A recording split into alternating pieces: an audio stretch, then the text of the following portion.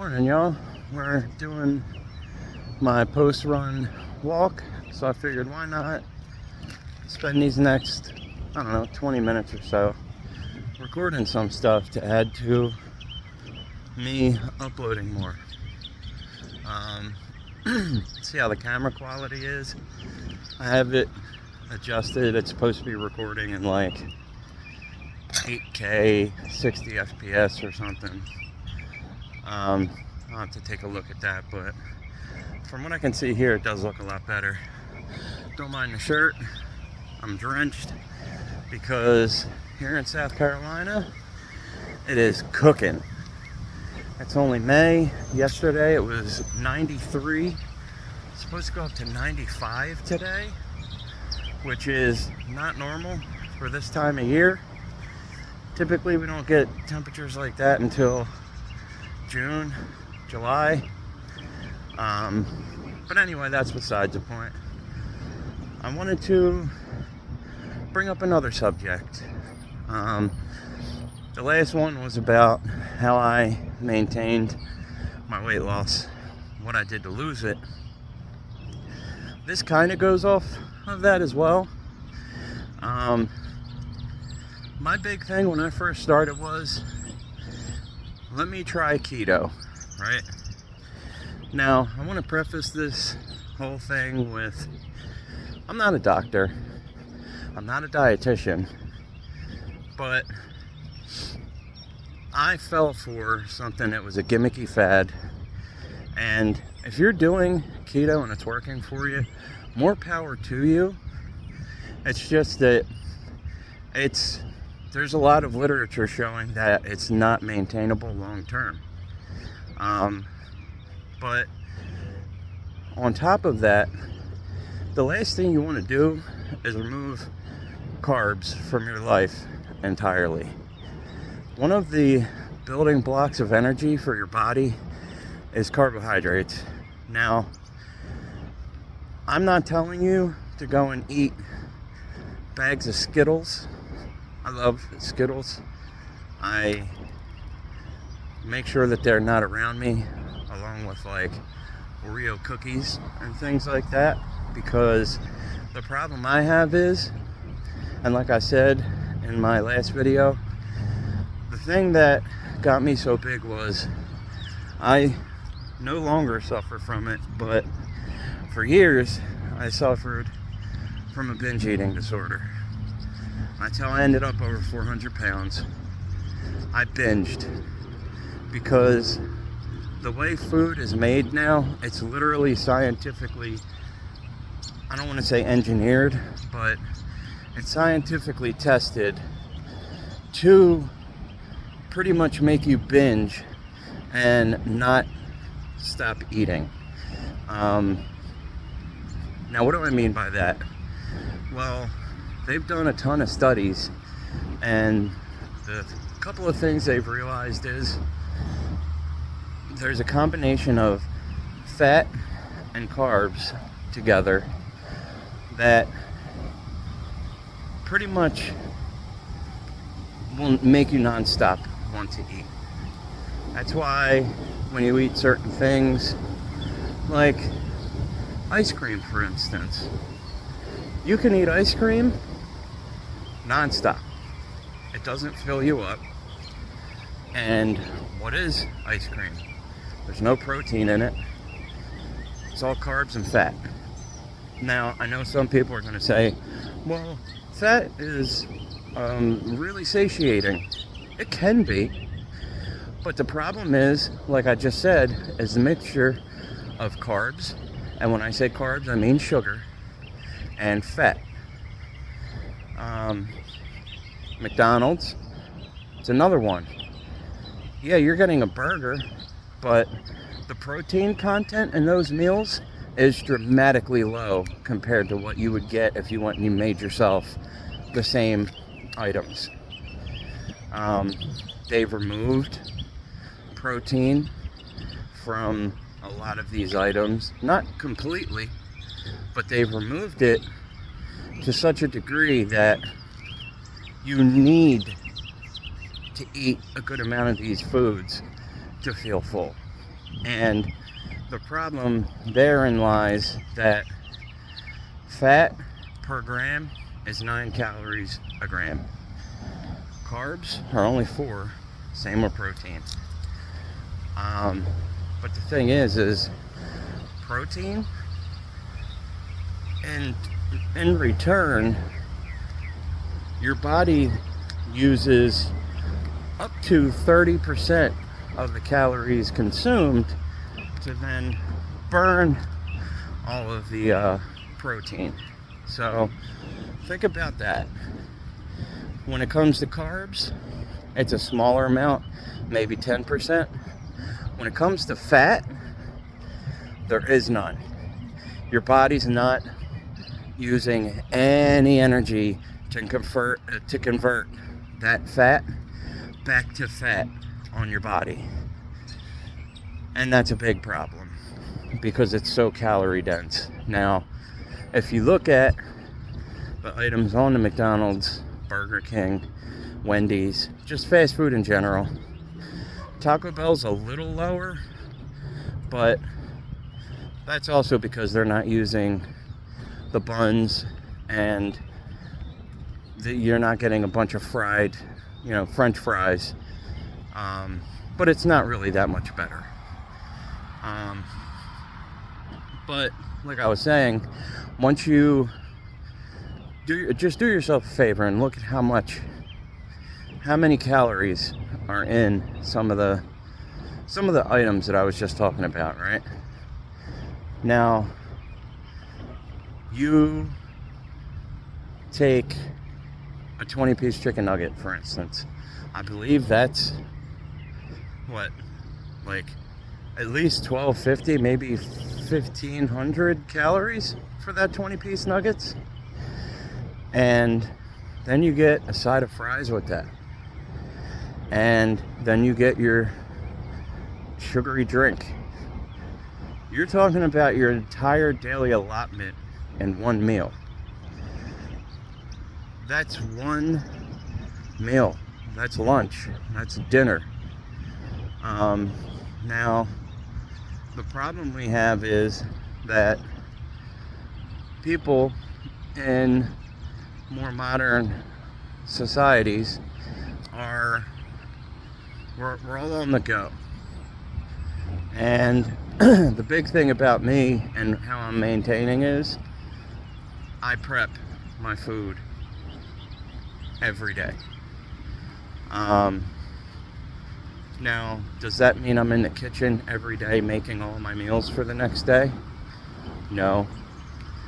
I typically will do lunches for all 5 days that I go to work, and dinners a couple of nights, and I put them away. I freeze 2 of them so that I can pull them out and reheat them when I'm at work. What does that do? That stops me from going and buying all the fast food that I just mentioned, because now I know I controlled my calories for those meals, and I don't have to worry about spending money, because it's not cheap. Eating out, I don't care what anyone tries to say, eating out, making your own food, it's not even comparable. I make my entire lunches and dinners for the week, and if I prep right, I'm paying $60 at most, maybe 70, and that's even now with inflation, because I'm doing a bunch of stuff that's like chili, curry, things like that. I'm going and buying bulk bags of potatoes and eating my chili with the potato, like stuff that's cheap. Now, take that into consideration, and now think about how much you pay to go to any fast food place. You're paying at least what, $7 to get dinner, another $7 to get lunch, and then another at least $5 for breakfast. You're talking what, $20, and that's cheap. If I'm probably undershooting there, especially with inflation. I'm undershooting how much you're probably paying when you go to eat. So think about that. That times 5, it's not even comparable. So we need to stop lying to ourselves and making our bodies and our health suffer because we're in denial, and it's convenient. On a Sunday or a Saturday, take an hour to go ahead and get yourself ready for the week. I'm going to be putting things together.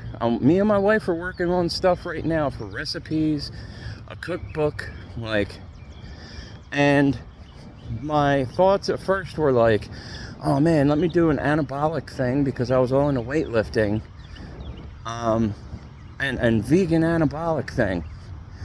I don't want to do that. I want to help people that were in my position, and thank God I got out of it, but people that were in my position and either are unknowing or are just doing it because of pure convenience.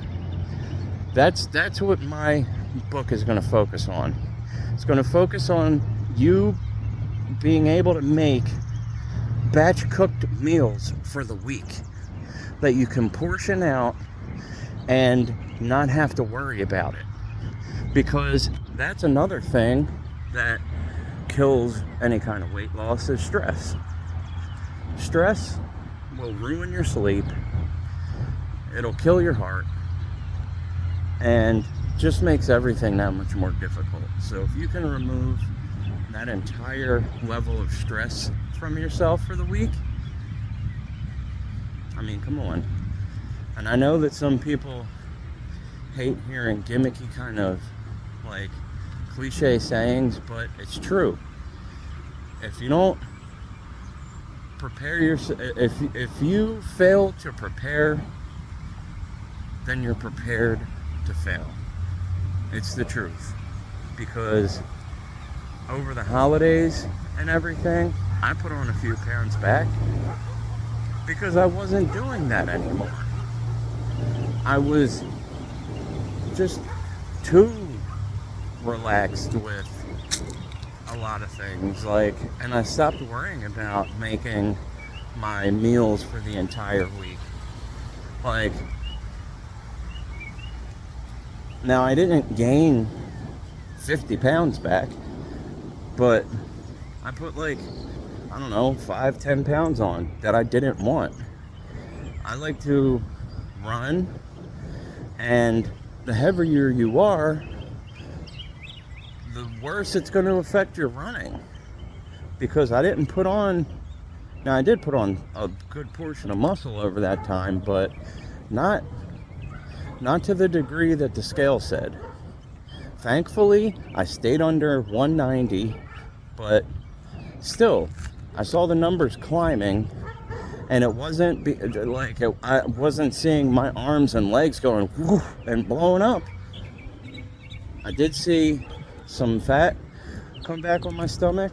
Thankfully, I got rid of it already, and I'm still watching my body recompose, because that shit takes time, and it takes a lot longer than I thought.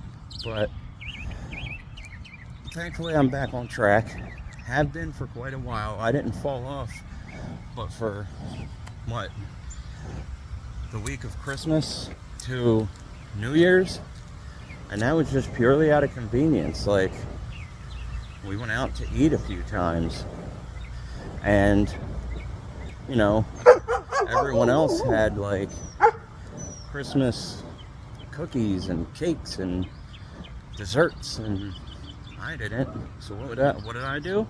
I went out and bought some vegan cookies and vegan chocolate chip cakes and vegan cupcakes and shit like that to just enjoy myself. I was on a diet for too long, and then I hit a point where I just wanted to maintain and was a little above my calories because I was trying to put on muscle, but I wanted to pull back because my focus changed. I like putting on some muscle, but not as much as I like running. And how many bodybuilders do you see running marathons? Let's be honest here. There ain't none. You'll have your rare examples like Nick Bear. He's a big dude. He is a giant guy. Big ass arms, a nice build, and he's doing 100 miles. So, you know, you have those rare examples, but someone like me who didn't even start getting into this until I turned 40, I got to take reality by the reins and do what I can with the time that I have. And that's what I'm doing now. And hopefully that can, some of what I'm saying can radiate to a few people. Even if it only helps one or two, I don't care. At least it helped that one or two people. Like, because that's the whole point. But pretty much the gist of the beginning of this video was, don't be afraid of carbs. Like, of course, I don't want to see people like, oh, well, he said to do that, so I'm just going to go ahead and eat, you know, Snickers bars and shit like that. Because that's not the point. The point was, like, you know, I started in that direction where I cut all kinds of shit that just there was no need. Like I mentioned, potatoes. Like, I was cutting things out to give you good micronutrients for no reason because I was trying to follow a fad. And the point of me mentioning that was I got to 260 and plateaued and was wondering why for so long, and it was because I was trying to follow a fad that may have worked for a few people, but in the long term it does not work. So hopefully some people can take that, use it to their advantage, because I've seen like stuff like the carnivore diet, which is extremely unhealthy, and that's I was thinking that before I even went vegan. Before vegan thoughts even showed up in my head, I wasn't down with no carnivore diet. It's way too much cholesterol, saturated fat. There's way too many things that are reasons you shouldn't be doing that. We'll just say that much. But as soon as I reintroduced a lot of those foods back into my life, I couldn't have been happier. I'll never forget it. I made a video about it. The first time that I ate a sweet potato after all of my weight loss, literally, I didn't eat potatoes themselves for like a couple years, and a sweet potato at that, because I was deathly afraid and under the misconception that they are like these super calorie dense things when they're not. That's another big misconception. One serving of a potato is 110 calories. And if you look at something called the satiety chart, it's just a quick rundown, because I'm going to cut this off in a minute. It's just a quick rundown of what that is. It's a chart of foods that they've tested to get the level of satiety that they give your body, and they rated it all on a slice of bread. A slice of bread was like their, oh, what the hell is the word? I can't think of it. But that was like their benchmark.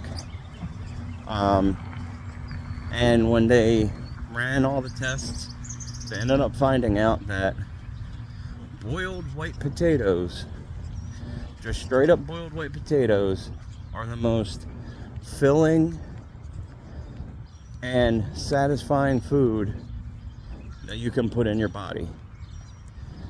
The other thing is, it's also one of the lowest calorie ones.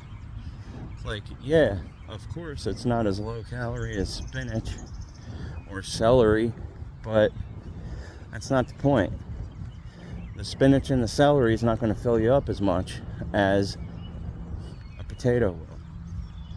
Now, I'm not saying go get a potato and load it up with a bunch of cheese and sour cream and butter and all that, because then you're defeating the purpose. But what I am saying is, if you're going to make a meal, don't avoid that because it has carbs and then shovel bacon down your throat, because you're defeating the purpose. You're going to end up aggravated at yourself, and it's all because of some fad that's not going to last. There's a reason it's already fading out, and it's because it's not healthy because of some of the things I already mentioned with the saturated fat and everything. But 2, your body requires those carbs. It's what makes your brain work. And you don't have to listen to me. Go ahead and do some research. And I don't want you to go ahead and do research with just the people that you want to listen to, because they're going to give you a biased opinions. I don't want to hear your echo chamber, because I was one of those keto zealots. And then guess what happened? I changed, because I started listening to actual dietitians and actual medical advice. That's where I turned. And I'll tell you one thing, the medical community, they're in agreement with me. Whole food is the best way you can go. So hopefully those tips help. Until the next one, my walk's over. We're at 5.37 miles. Catch y'all later.